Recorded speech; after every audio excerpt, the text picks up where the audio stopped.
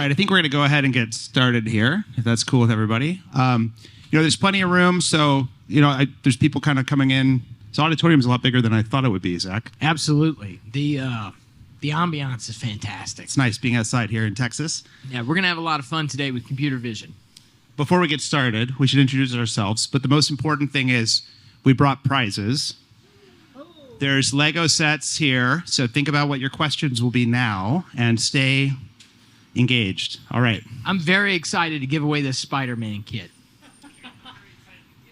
There we go. That's the energy that I want to hear. All right, good. I mean, come on. I think you just won it. Here you go. Boom. All right. Do I have your attention? All right. Kip Merker here. I'm the CEO of Plainsight Technologies. I'm Zach Nickens. I'm a principal engineer at Plainsight Technologies. And we're going to talk to you about computer vision. So first of all, computer vision is everywhere. And if you've used Instagram or Snapchat or Nest or Ring, you've experienced computer vision.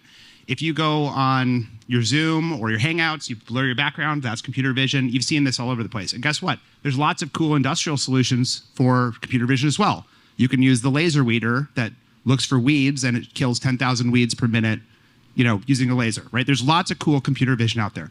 But what's interesting about this is it's actually still pretty hard to adopt computer vision, despite the fact, next slide, that Gartner says that this is on the way to the plateau of productivity. So this is the hype cycle for AI from 2021. This is like before the real hype cycle that we're in now with generative AI and everything else. And you'll notice, all the way to the left, sorry, I didn't mean to block your camera view. Take all the pictures you want, by the way. Just make sure you tweet it at Kip Merker. Okay. Over here on the left is artificial general intelligence, right? Okay, that's pretty early. That's not even hyped up yet. But here at the plateau of productivity is computer vision. And yet it's still really hard to build computer vision apps. Think about all the things you have to do if you were to start from scratch building computer vision. Just pointing a camera at something and having it tell you what's going on in the world, right? You got to go and define the use case. What are we looking for, right? We got to build a machine learning model. We got to pick a stack. I got to train the test the model. I got to find the data.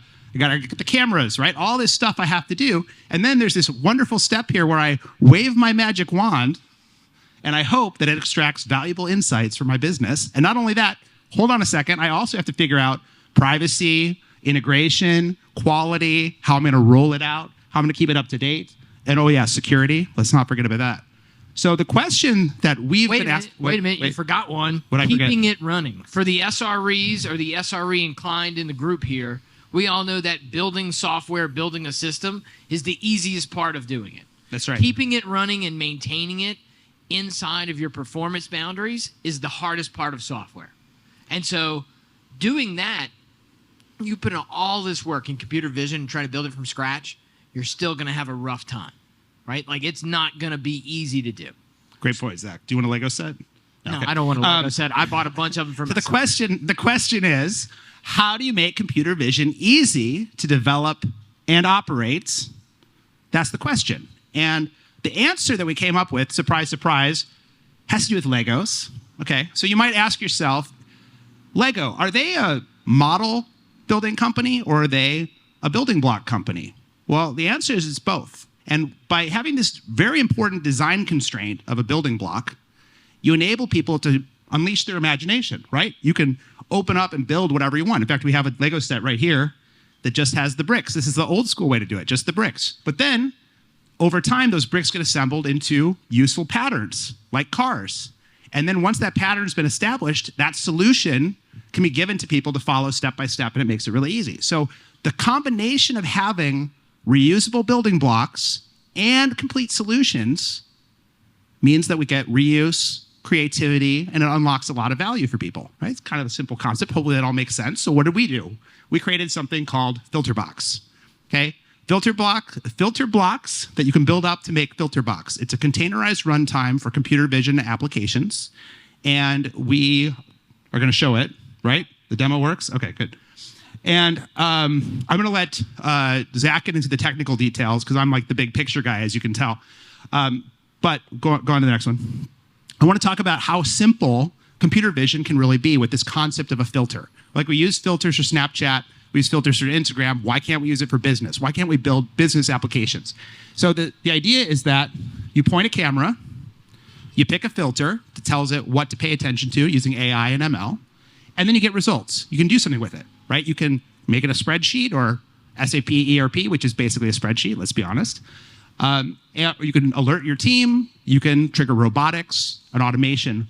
And really, if you think about it, the camera is like a sensor, and the filter is helping you figure out what that sensor should pay attention to, because there's a lot of data coming off of that sensor. Too much data, in fact, that you're spending all this time storing and looking at. Go to next.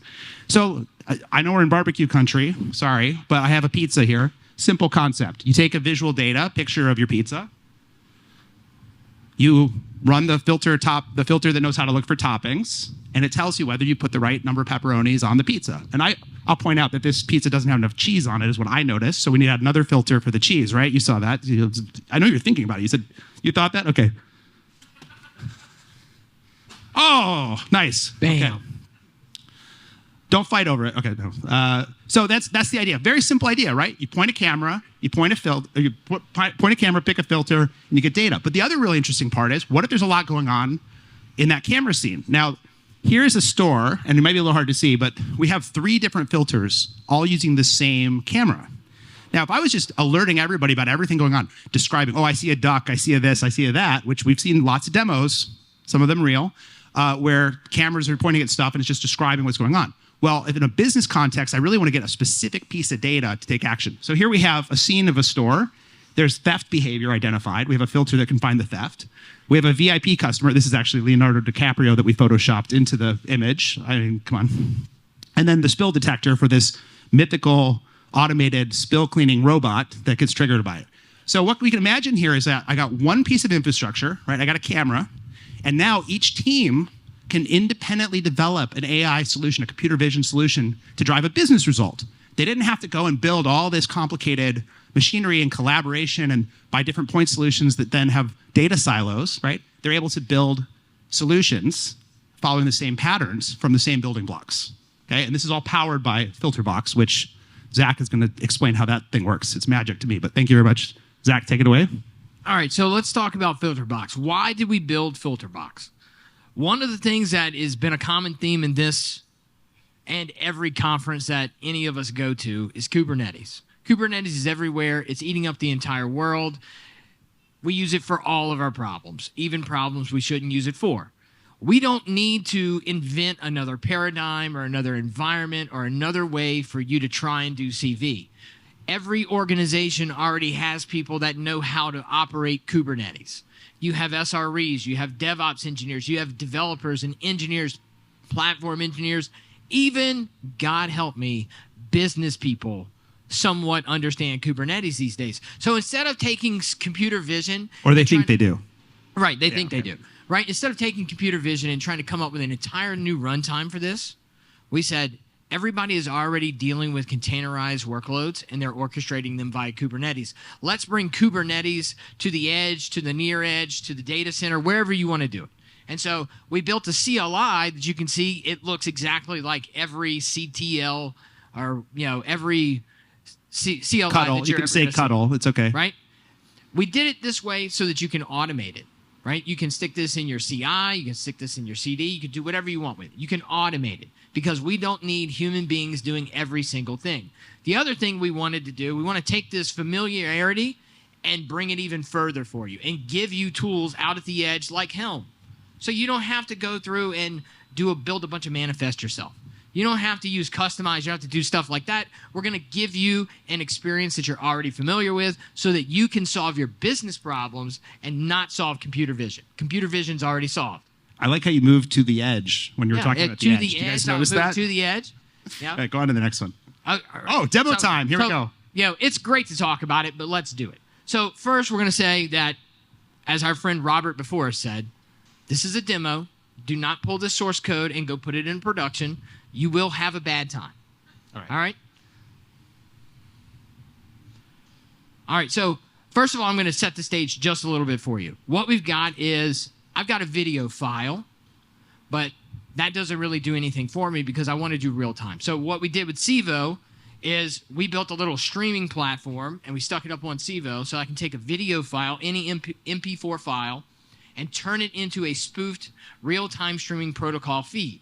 And so that's what all of your PoE cameras in any industrial setting, your security cameras at home. If you've got Nest and Ring cameras, you can fiddle with them a little bit and turn them into RTSP feeds.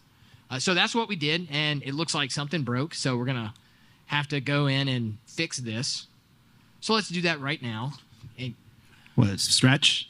All right, any questions so far? Yeah, of course, this guy's got a demo question. time, Wait, it you already get immediately Legos? breaks. Did you get Legos yet? Then you can ask a question. Hit me. The question, can you run it locally? The answer is yes, you can run it locally. Ooh. So locally, anywhere. This one? Right? Local can mean anything. At the edge, Left-handed. the near edge, on your machine, in your data center, wherever. Question, front row. How much footprint it has, memory footprint or how much is the memory footprint for this container? It depends. That's going to wildly depend on the filter blocks that you're running. So I know what if you wanted. If it's a super lightweight use case, the actual environment that we're going to go put out is super lightweight. You could do it on a machine with two gigs of RAM, right? The environment, maybe even less.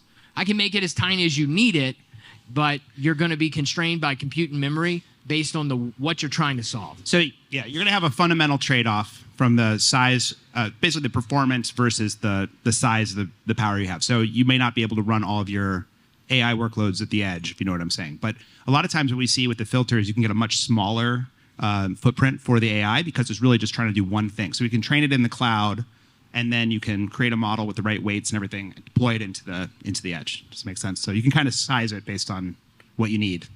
Yeah. Is the demo just totally broken or what? No, we're having connectivity issues, Okay. believe it or not. It's the Wi-Fi. It's DNS. That's the problem. Somebody should do something. Don't worry, we switched over to my iPhone in the background. All right. While Kit's All right. entertaining you with Legos and questions, All right. I'm going to try and make this work.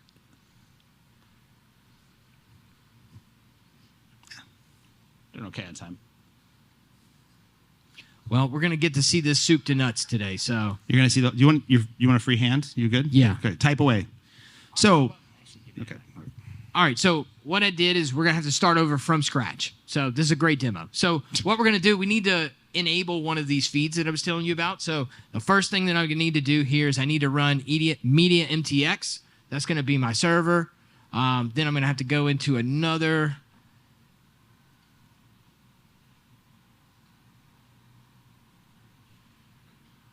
All right, we've got that running. Take it away, kid. Okay. Any other questions? This is supposed to be the main event here at the demo, but it's okay. No, it's good. It's good. So, It's good. all right. Okay, here we go. All right, so we're going to now go into where our videos live. And then we're going to look for a command, the old SRE trick, push the up arrow as many times as you need to find the last time you ran a command. So what we're going to do is we're going to now turn this into a stream. Hopefully this works. Okay, I think it's working. So what we've done is taken a video of a cattle drive through some town somewhere. We're going to turn that into a feed. We need a feed to work with. I think we've got that going now. Now we're going to switch over to a new machine. Okay. So I've got two machines up here in Civo that are running. One named Melbourne, the other named Cypress. I've got a Lego kit for anybody. I got a high five, a Lego kit, and dinner for anybody that can tell me what those names mean. Melbourne and Cyprus. Those are cities. Well, no, they're not cities. One's a country and one's a city. No, that's not what I'm talking about, but nice try. You don't get a high five. I don't want a high five. I want the demo to work. Well, A simple I want man. it to work I don't want too. much. Come on.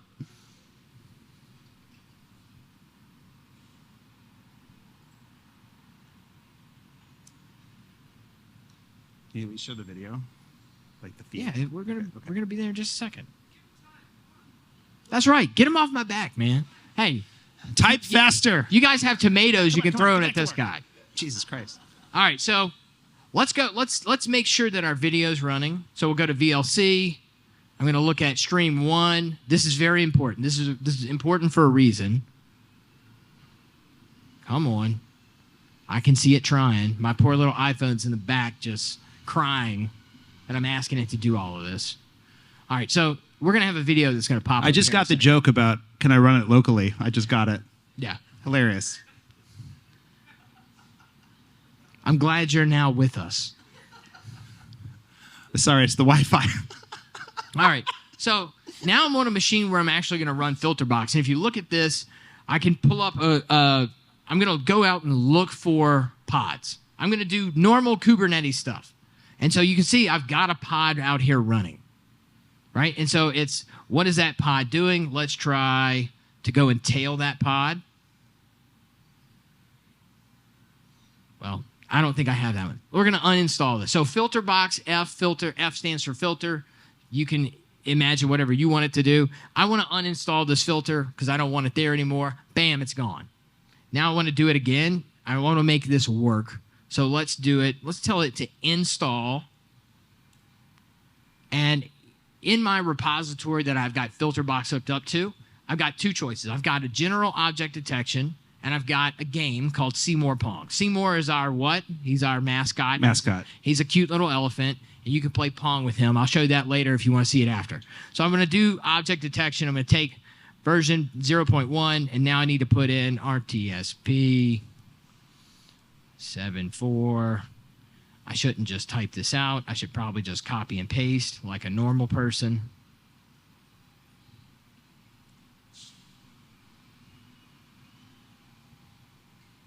So I'm going to give it a feed. All right, so I've chosen a filter.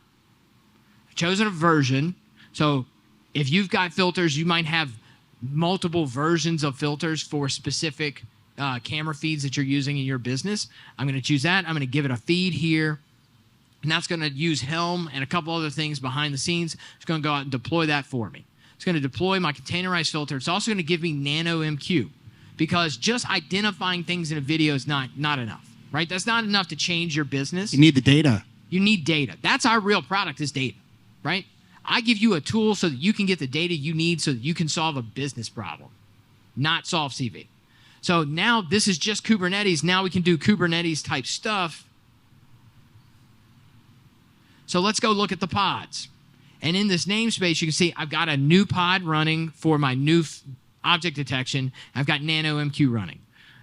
I probably also got a service out here. Let's go see.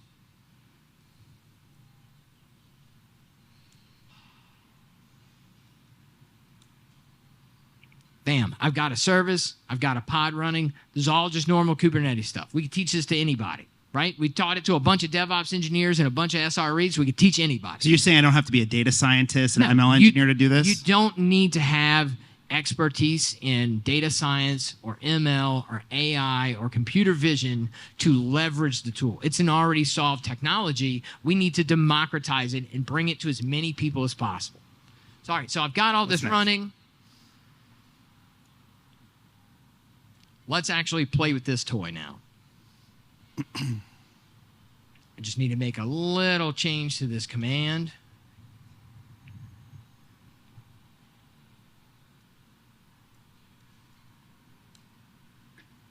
Okay, so now what I'm doing on this machine in Civo Cloud, I'm now forwarding so that we can see this output from this camera. It's a video of a cattle drive. Let's see if that ever came up. Let's see if we see some cattle. Did you choose this because we're in Texas or what? Yeah, I did. There you go. And let's see if we can actually run this thing on my wimpy little phone here. Yeah, I need a business phone, don't I? Budget request denied. Shocker. Business people. It's tight times, you know. If I had more customers, maybe. I don't know. Yeah. So what we're doing is we're forwarding this. We're doing port forwarding. So out to local hosts on this machine in the cloud, and then we can hit this. We can hit this address. Did we get a broken pipe? Yep. Let's try it again. The demo gods don't like me. I like you. I think you're just lying to these people. Do you have the video stored locally? No. It doesn't work like that. No. So we just got some bad connectivity issues here. This is not great. Their Wi-Fi doesn't work? No, the UT Wi-Fi is not good enough out here. Why is We this might be happening? Wi-Fi sponsors next year. I don't know. We'll see. Yeah. Yeah. So I'm installing the FilterBox. I'm providing the the video stream. And if I need a custom filter on top of it, how I'm doing that?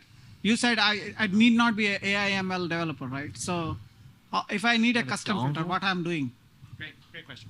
So the question was, oh wait, you had the microphone. I don't have to repeat your question. Okay, so if you want to get a custom filter, there's kind of two answers to that. The first answer is we make filters, and we have a whole library of filters that we can license to you. So if you want a commercial filter, we give you a custom-trained AI model. You keep the data. We don't harvest any of the data.